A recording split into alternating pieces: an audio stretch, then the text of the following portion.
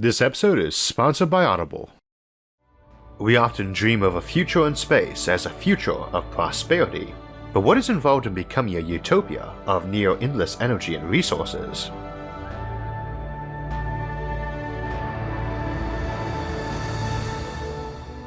Recently we've been looking at how we might become an interplanetary species, and that's focused principally on getting our civilization up and out to space and the worlds beyond. So today we'll take a look a little closer to home on what's going on back on Earth while all that is going on in space, what life could be like here for the vast majority of folks who are not involved in leaving the planet. It seems like a good time to focus on a positive future, and in the nearer term, given that 2020 has been a heck of a year, and I'm writing this at the end of August so it's only 2/3 done. So how in this next century or maybe in the next few decades might we manage to become both a Kardashev-1 civilization and a post-scarcity civilization? For channel regulars, you're probably already familiar with both those terms, but to review, the Kardashev Scale is a loose measurement of how powerful a civilization is, with a K1 civilization being one that uses all the power of a planet, a K2 using all the power of a star, and a K3 being one that uses all the power of a galaxy. That's it for the official scale, and it doesn't necessarily imply any particular population or technological level. For instance, we could potentially be a K2 civ using all our sun's light, 2 billion times what hits Earth, in even a couple of centuries, simply because the most basic way to do that, enveloping your sun a bunch of thin foil mirrors, doesn't require much technology beyond a robot able to dig up metals on some moon or asteroid, turn them into a foil, and make copies of itself that can do the same. As we'll discuss more today, that's not really that sophisticated in terms of robotics and AI, and even something as simple as that can kick a civilization into being post-scarcity. For a given value of post-scarcity anyway, the basic definition of post-scarcity as unlimited resources wouldn't seem possible in a finite universe, so we have to modify the concept a bit to use it in a practical discussion, and we'll discuss that modification of definition momentarily. But as a quick side note first, the original scale created by astronomer Nikolai Kardashev didn't extend past 3, galaxy spanning, but folks often tend to throw the idea of K4 or K5 civilizations around, and indeed we actually had to ban use of the term K10 civilization on our Facebook forum just because it got so synonymous with magical super aliens rather than anything useful for discussion. We just don't have a context for them, other than knowing K9 civilization would either be man's best friend or have a bone to pick with us. Too many unknowns, so we're trying to avoid that for discussing our future today by limiting ourselves just to those technologies that seem very plausible under known science and R&D. Though for the curious, when folks ask me for a K4 plus scale, I usually say K4 is a galactic supercluster, K5 is the observable universe, and anything beyond that implies folks with access to beyond the cosmological event horizon, or parallel universes or alternate realities. And that's a good example of a technology that if you had it would bootstrap you right into being a post-scarcity civilization by its nominal standard definition, one with no scarcity of resources at all, as you can plunder the multiverse from your backyard. Inside a finite and closed universe that is not possible, and that does appear to be what we live in, since even if this universe is infinite, the parts we can reach by travel without fast light propulsion are not, due to Hubble expansion. Since post-scarcity of that type seems impossible, rather than having a useless term, we modify it to something apparently possible. Since folks use the term to basically refer to a level of technology where folks are not worried about basic survival anyway, we define post-scarcity in that context, one in which folks have no major anxiety over access to basic needs, because things like food and energy and basic goods and services are so readily abundant that they are like finding some air to breathe or a glass of water to drink. Just not something most folks worry about in their daily life. Of course, what qualifies as a basic need is debatable, and we usually borrow from Maslow's hierarchy of needs for that, a pyramid that runs from the ground floor of basic physiological needs like food, shelter, and sleep, up to more esoteric ones of personal esteem and enlightenment. The degree to which a civilization is post-scarcity is essentially measured based on how many of those needs are easily met, how easily and abundantly they are met, and how far up the needs pyramid they are. And this can be in a lot of different ways too. For instance, a cyborg who could punch through a brick wall, walk around on airless rock, and eat anything including dirt, is quite post-scarcity in terms of many needs, whether he's living in a cheerful utopia or some radiation-scorched wasteland full of violent lunatics. So a civilization could end up as post-scarcity, at least in terms of the bottom tiers of physiological needs, simply by modifying themselves to be way tougher, stronger, or smarter, or all of the above. I usually say the big technologies for pushing us into post-scarcity existence are better energy availability or better automation though, as if you have either you are in a position to tip into post-scarcity. Indeed, I'd argue we are already very close to it, at least those bottom tiers and in the wealthier segments of the world, and a lot of what holds us back is that energy of scale, and so is human manpower to use that energy to make things.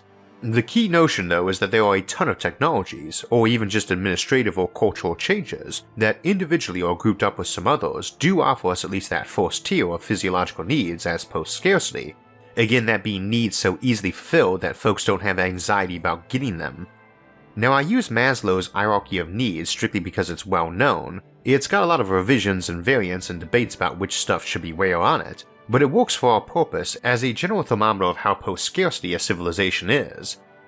In that bottom tier of physiological needs, usually given as air, water, food, shelter, clothing, sleep, and so on, we've been post-scarcity on air and water for a long time, with some exceptions like smog-filled cities or desert lands or places torn up by war and chaos.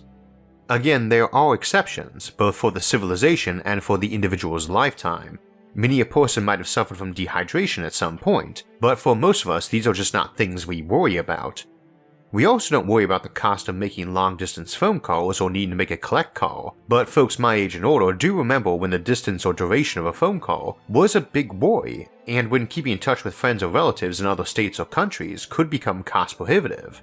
Of course, even a couple centuries before that, having a relative move to a different land meant a good chance you'd never speak to them again, when the postal service wasn't cheap or fast, or even didn't exist, and when a trip home might be an extravagant luxury you saved up for years to do. Incidentally, that would be an example of a Tier 3 need, feelings of love and belonging, and also a good example where technology of sheer abundance, like mass production of power or food, doesn't help you out much or only indirectly. Your phone can't love you, at least not very well, but it can keep you in touch with the people who do. Infinite energy or raw materials in of themselves doesn't make you Tier 3 post-scarcity, because that's all things like friendship and family and romance.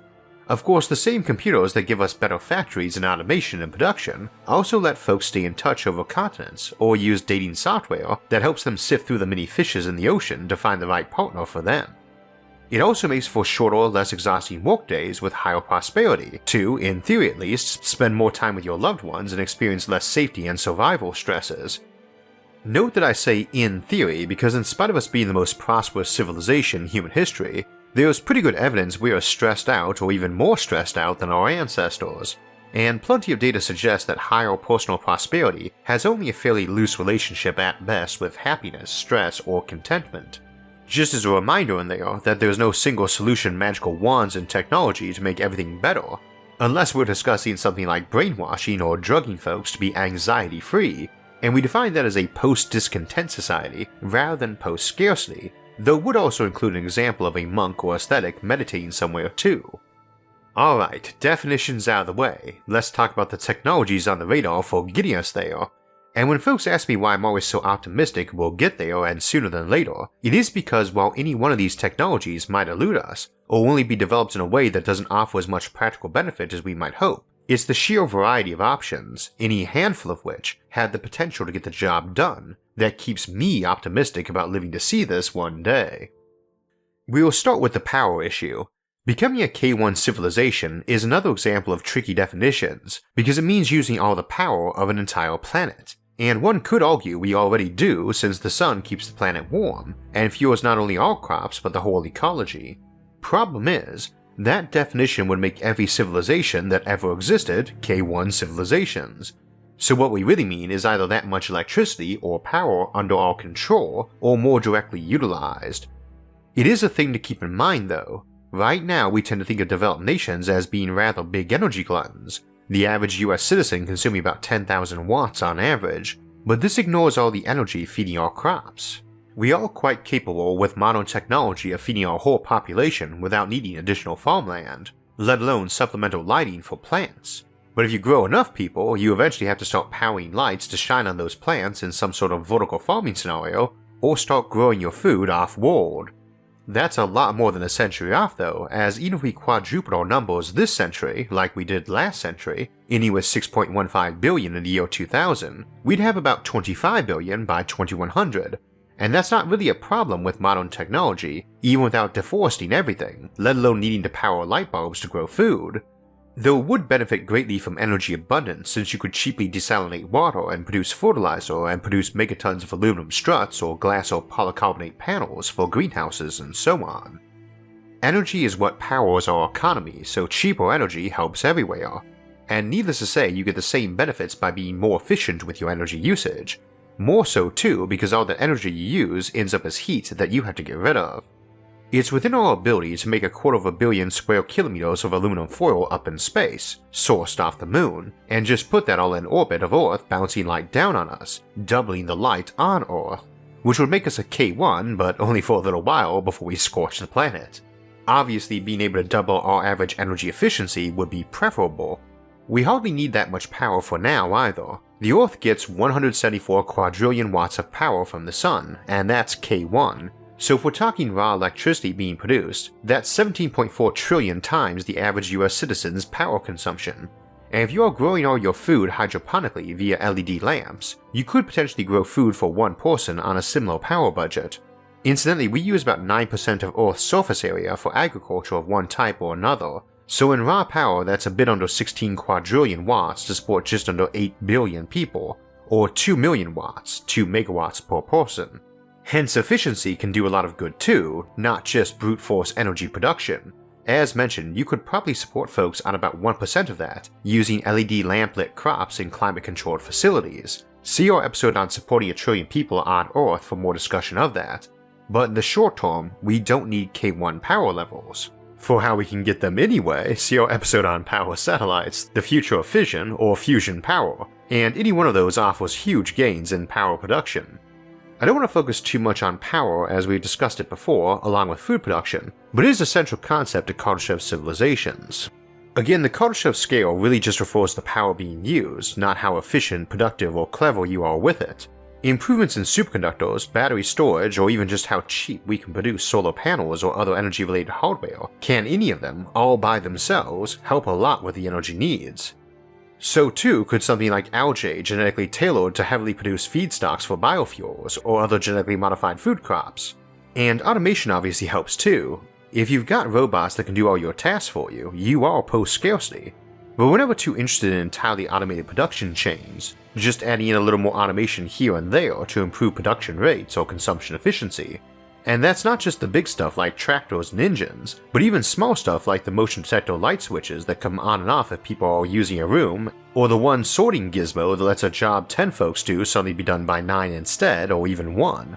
Never underestimate the effect of the 1,000 tiny things in the production chains in comparison to the one big tech.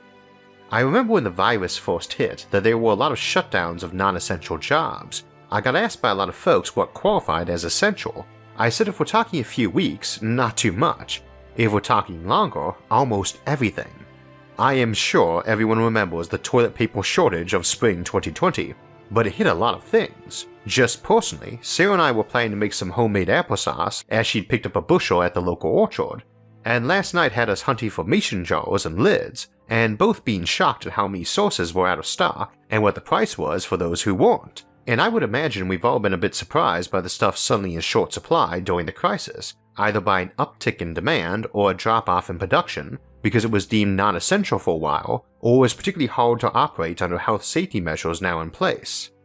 This is another way you can get post-scarcity too, and its flexibility of production, an example of which would be improvements in 3D printers in terms of speed, cost, or production sophistication. I just mentioned how we had those various scarcities, and we have these amazing manufacturing and distribution capabilities compared to prior generations, but they can be very slow to change over. Even if you can suddenly repurpose a factory to produce some needed widget, that widget might have 1,000 different components produced elsewhere at other factories, not all of which can be rapidly retooled to produce more of that component, or the components diverted from other products that use them, or the end product adapted to use some other item we have in abundance. There are many types of waste, and one of those is inventory, keeping whole buildings full of some product in case of a sudden demand, or because of some sudden drop in that demand. And food is one of the big ones in that we generally waste 30 to 40% of it to various losses in harvesting, transport, storage, and at the cooking level. Some products are worse, others much more durable and cheap to store, But an ability to adapt production quickly is another lesser mentioned technological pathway to being post-scarcity, especially since it also applies an ability to rapidly upgrade to new technologies. Right now we often run on old tech simply because the upgrade costs, in terms of both hardware and training, is so high. So too, better distribution and cataloging helps a lot.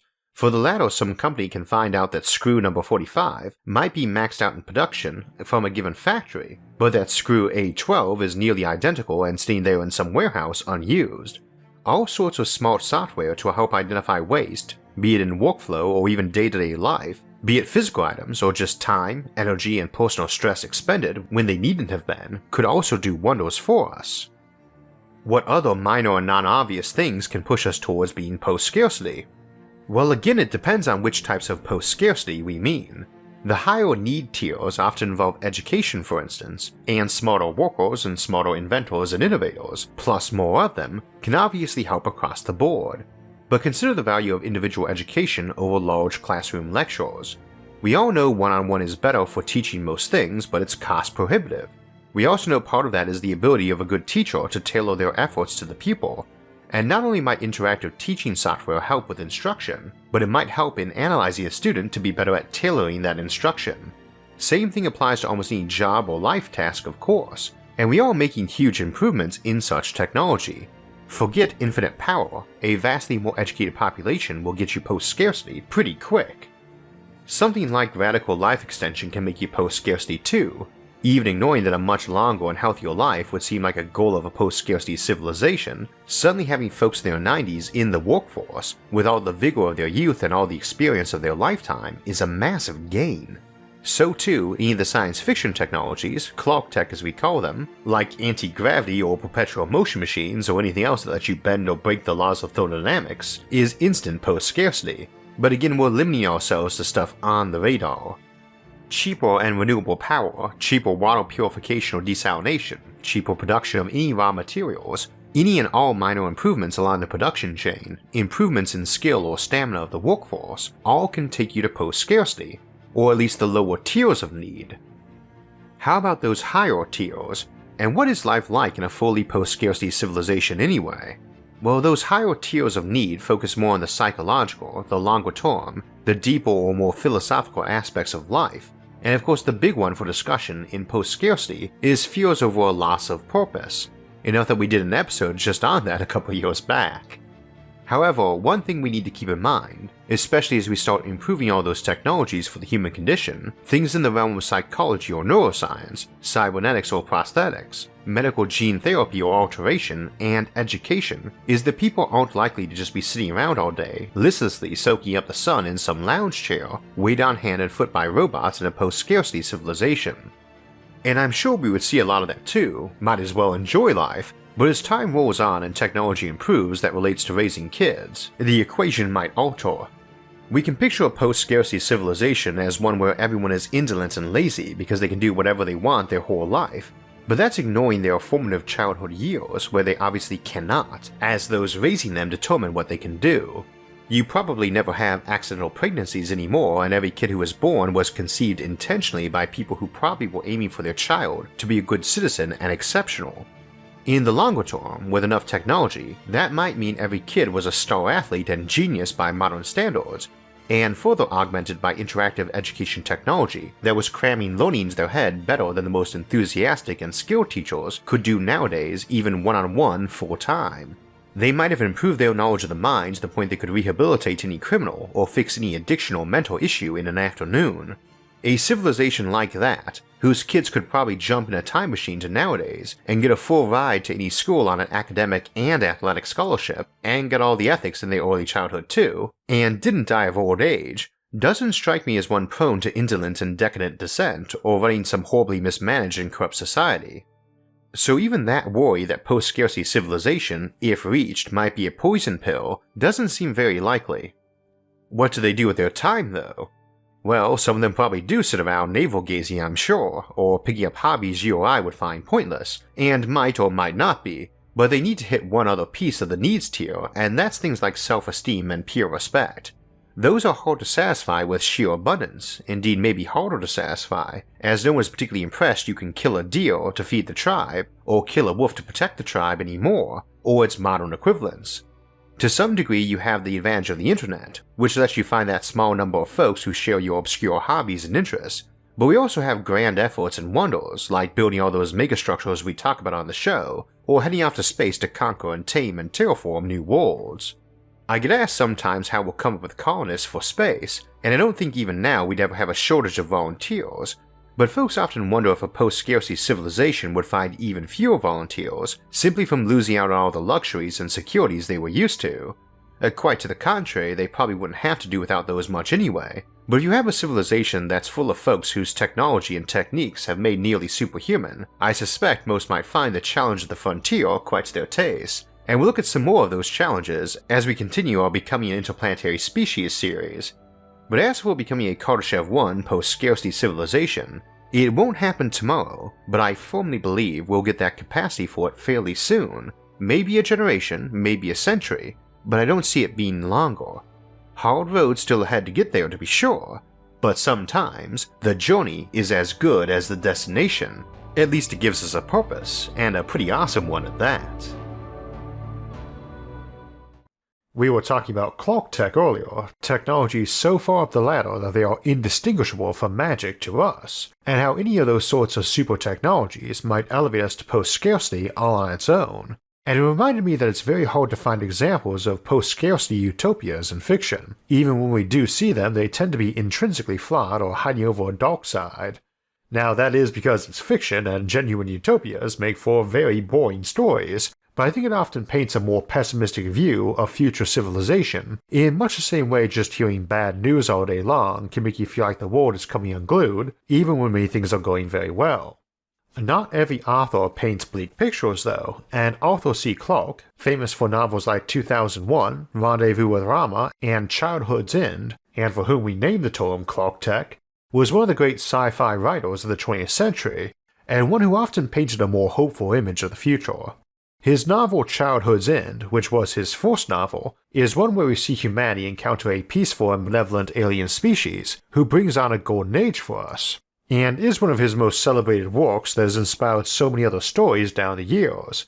So this month's Audible Audiobook of the Month goes to Arthur C. Clarke's Childhood's End. You can find that audiobook along with the rest of Arthur C. Clarke's many excellent novels and short stories over at Audible.